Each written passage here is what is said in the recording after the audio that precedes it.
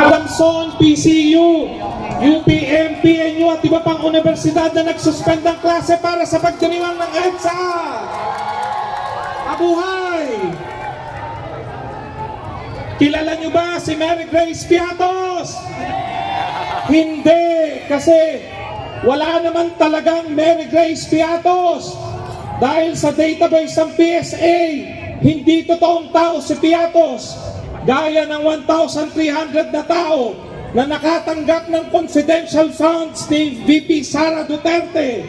Sobrang garapal ng paglustay ni Sara sa pera ng bayan. 125 million ginastos sa 11 araw lang. Nilustay. Kaya Senate President Chis Escudero, do your job. Start the impeachment trial forthwith. Ngayon na.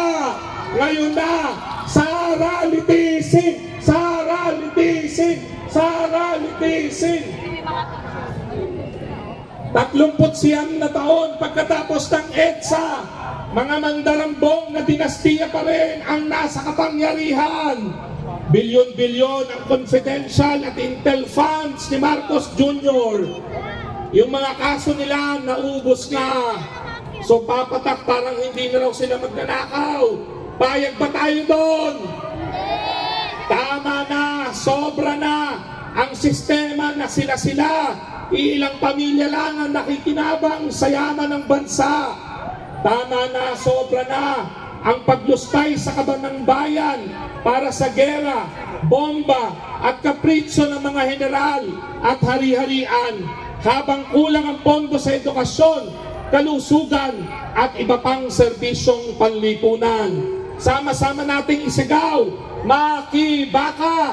Huwag matakot! Makibaka! Huwag matakot! Ang tao, ang bayan! Ngayon ay lumalaban! Ngayon ay lumalaban! Ang tao, ang bayan! Sa gitna ng lahat ng kahirapan na dinaranas ng bansa, kabataan pa rin ang siyang pag-asa ng bayan. 12 sila ngayon dito para bigkasin ang panata ng mga kabataan. Palakpakan natin sila at salubungin ang taas kamaong pagpupugay.